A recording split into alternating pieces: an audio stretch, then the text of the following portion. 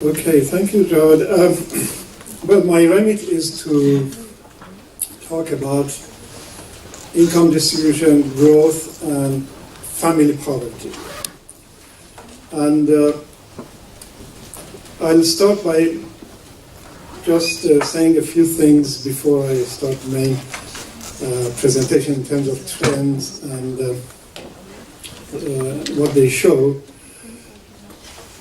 The first thing is that, to discuss family poverty, I thought it's very important to save the issue of poverty from this debate about growth and income distribution. This is a debate which started actually from 1990, when the World Bank started its poverty approach. And then we see a huge literature decomposing the change in poverty in terms of growth and income distribution outcomes, and a big debate about some people, the left say income distribution is important, the right say growth is important, and they get into these futile discussions, which I try to show here, that actually in the middle of all this debate and all these papers written, the question of poverty is totally lost or obfuscated. So I want to save the policy space for poverty, which is what we are going to discuss, and then the rest of the sessions can really focus on that policy space. Now, before I start, since I know Jawad is a very strict chairman, I want to just summarize one or two points which I want to try to demonstrate here, and then try to also direct your thoughts towards these 2 points and your questions later on, because it's important to have this focus. First of all, I want to show that growth in the context of Middle Eastern countries is neither necessary nor sufficient for poverty alleviation. And this really creates the space, policy space for poverty as such, family poverty as such, and then we can discuss it. Second, income distribution outcomes, the way they have been portrayed in the literature as objectives, are really too complex to be objective. We can take into account income distribution processes when we discuss poverty. So this whole idea of decomposing poverty into these two elements is not very useful. Okay, let me start then the main presentation and see how far I can go in establishing these claims. And then I come to the implications of these for poverty, family poverty, etc. Well, first I say a few very briefly about non-income aspects of poverty. My focus is on income poverty, which we are all familiar with, but there are other poverties, multidimensional, there are other aspects of poverty, which the sort of non-monetary aspects, which I just want to just briefly say that Middle East, in terms of social development, these non-monetary aspects, really has had great achievements since the 1970s. If you look at as indicators of education, the Middle Eastern region was worst amongst the world at that time. In terms of health, infant mortality rates, in almost all of these countries, with the exception of one maybe, was worse than the international norms, and again, worse than some of the countries, or worse than any other country. But we see that actually by 2005 already, Middle East has, if you look at this, this is where Middle East on average was in 1960s. Huh? Okay. I think there is a pointer there. Yeah, but this pointer, I don't know how it works. No, Yeah.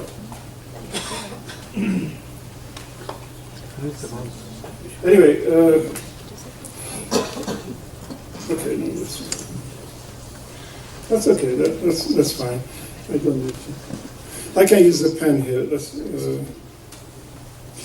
Anyway, but you can see also in terms of infant mortality rates, they really have converged to where they should be in terms of international norms. So the great achievements have been made. Of course, these are averages, but there are variations across the countries. But within the countries also, there are a lot of problems with the equality of this type of achievement. But from that point of view, I think Middle East has done really well. Both the poor countries and the rich countries, you can see that they have reached the international norm. If you look at trends in mortality rates, for example, you see that they all, irrespective of whether it's a rich country, a poor country, is growing, not growing, etc., they're bringing down the mortality rates. Egypt, which is a poor country, is doing as well as Iran, which is an oil exporting country, etc. So that's, again, with respect to education. So let me come back to the issue of income poverty, because that is really what is the focus of my analysis. And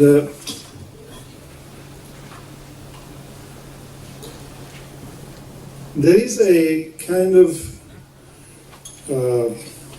I think it's an assumption, but many people have repeated it so much that it's people have come to accept this, that Middle East, in terms of income distribution, is much better than other parts of the world. I think this is a myth. The income distribution in the Middle East is where it should be. It's neither very bad nor very good. There are different countries in the Middle East which have different levels of income distribution, but they are where they should be. Here I've got income distribution, Gini coefficients in African countries, Asian countries, and MENA. MENA countries are the red spots here. And you can see that the MENA falls between the two, is neither very high nor very low in terms of income distribution. It's averages between the two. And actually most MENA countries fall between the Asian and African average. But in order to look at the trends that we are interested in, let's look at individual countries. Now here the top line is Iran, the bottom line is Egypt. These are the limiting countries. Egypt has the best income distribution in the region, and Iran has the worst income distribution. And another thing to notice that these income distribution levels have not changed much. If we disregard particular years' fluctuations, which could be due to errors or whatever, you see that overall the trends are constant. And this is significant because we have had countries which have really undergone huge transformation. Iran has had a revolution, has had total change in policy in terms of poverty, income distribution, etc. But these distributional outcomes have not changed. Then here we have other countries in the MENA region which fall in between. There is Tunisia. Again, you see this phenomenon that there are really stable income distribution levels. This is Morocco. Some are closer to Iran, some are closer to Egypt. This Turkey is much closer to Iran. So then here is Yemen. Again, if we disregard these individual years, well, I've selected only countries for which we have 3 observations, because less than that, really, we don't know what we are talking about in terms of trends. You see that this phenomena stays. So the countries have kept their relative positions, and income distribution have been stable. And really, these are income distribution outcomes. The way the literature has gone, it's as if these are policies. You can change this income distribution according to policy. But these outcomes are subject to very complex forces, from technological changes to structural changes, educational attainments, skill levels, regional distribution, etc. It's really, this is not a policy target, income distribution. So this idea of decomposing poverty into income distribution and growth in this sense is really does not help us in discussing poverty. Secondly, we want to look at actual poverty levels, because the idea that, now, another thing I said, do I have time to go into? Yeah, the idea that income distribution in the Middle East is where it should be, is neither low nor high. You know, I expected Egypt to have a low income distribution because it's a country where incomes are dominated by 80% of the population are in low skill, low paid jobs. It's a homogeneous group which dominates income distribution. But other countries which are less like that and more structured in terms of occupational pay, etc., then they have higher inequality. I mean, this is, so in this sense, there's nothing strange about Middle East. Egypt is an Asian type economy. Its income distribution is closer to the Asian economy. Iran, natural resource rich country. Turkey, much more advanced country. The income distribution is different because there are different pay structures and it's not dominated by that homogeneous low paid group. Now, what about poverty? Again, there has been a lot of debate about poverty.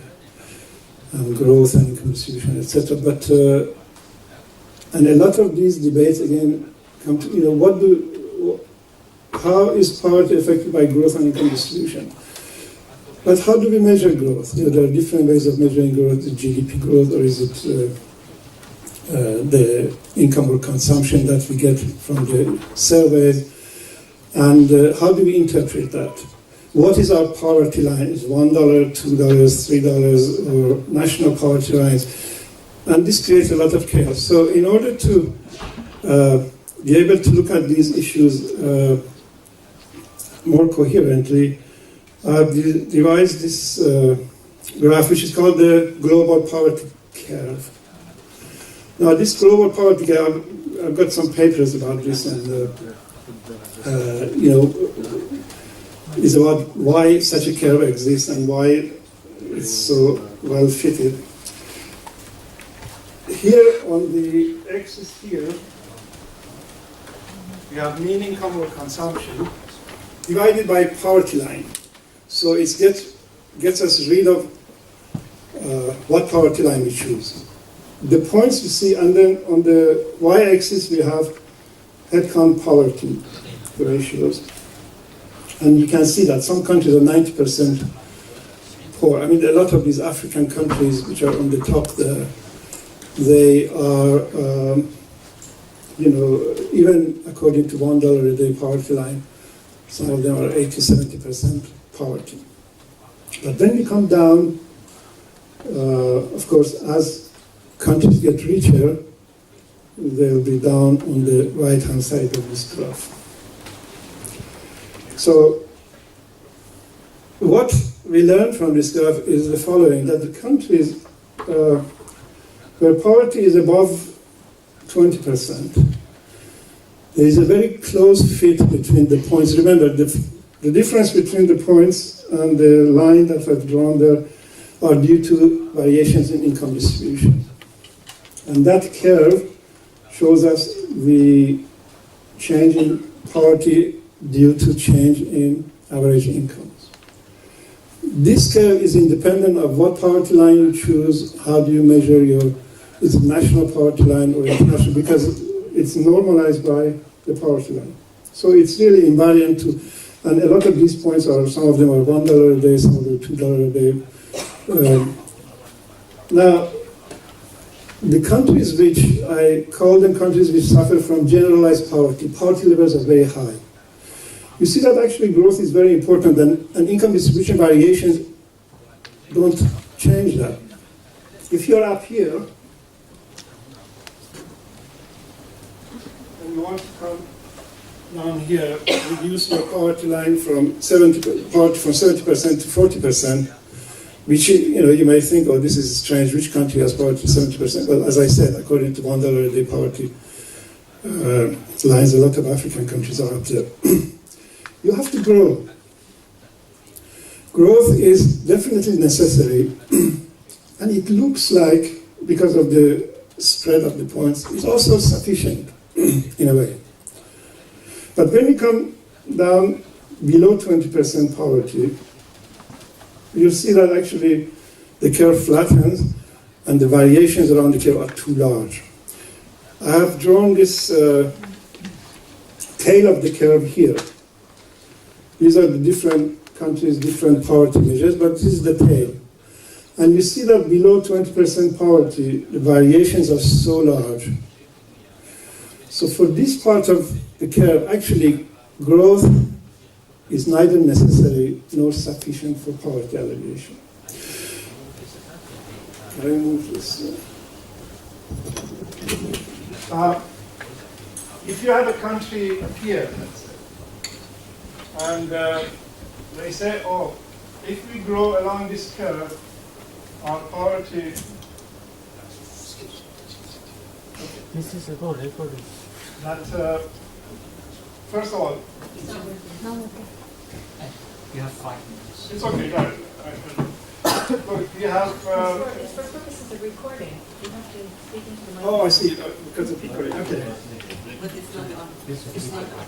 It doesn't matter. It's for recording. No, it's also for the translation. It's also for the translation. Anyway, if you are here, This is the right one for you.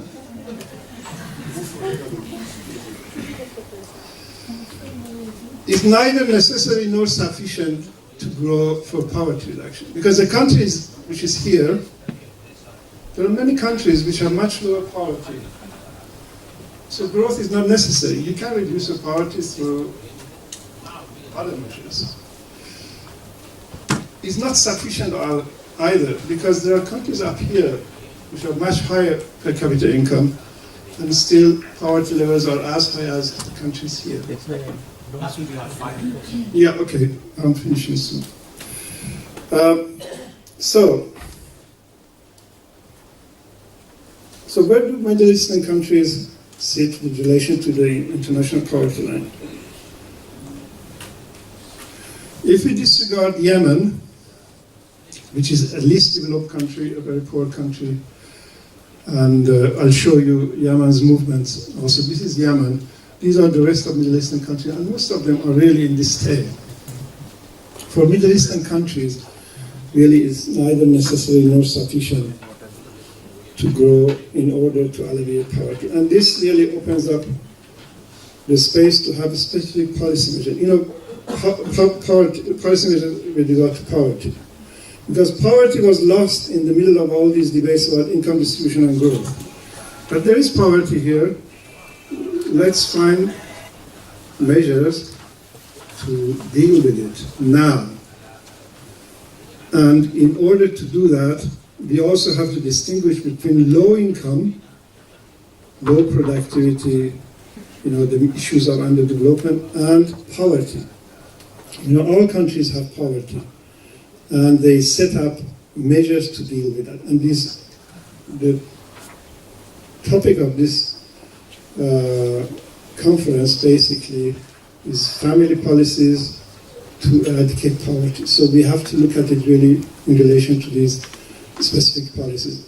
Well, again, I have these trends for different countries, and you can see how they have been doing relative to international norms. I leave this for you to look at. I mean, they're interesting, but they show that, you know, along here, these 275 poverty line countries in the MENA region have grown along the poverty curve, and the behavior down there is subject to these variations which are due to income distribution. Now,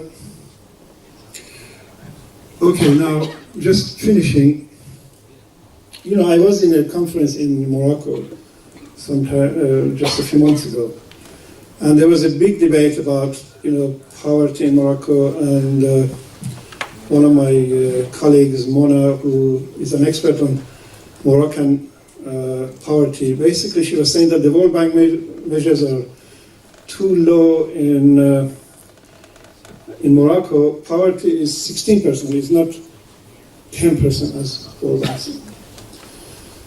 Now, okay, let's say it's 16%. Let's say it's 20% poverty. If you look at the share of consumption at the lowest 20% of the population in the MENA countries, you see that it ranges between 5 to, of course, some of the poorest ones becomes higher, like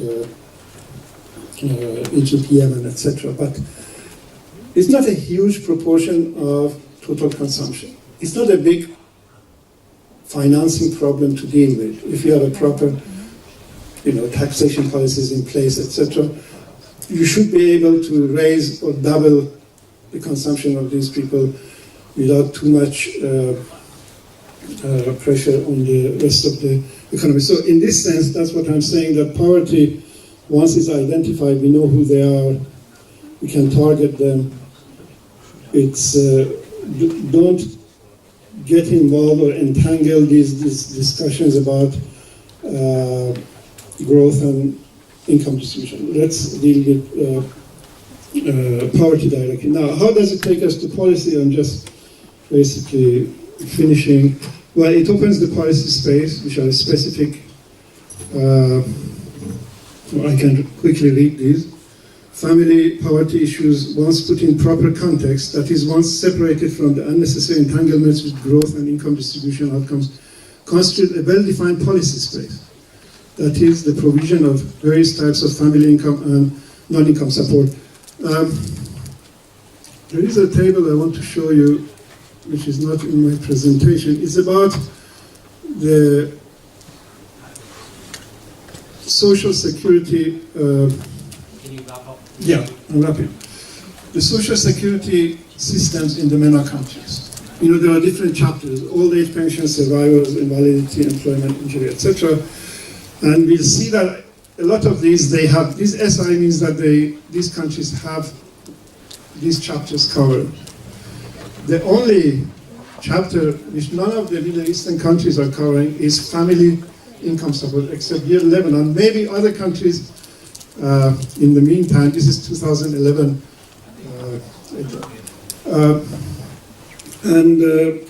Family allowances are, of course, part of dealing with poverty in specifically with poverty. There are other measures, like, for example, which are more universal, like helping the poor in terms of the education of their children, or sending their children to school, or health, or social segregated poor families, or regionally segregated in poor areas, etc. So I just hope that I have opened the space for discussing poverty in terms of family issues, rather than getting involved into unnecessary discussions on growth and income. Thank you.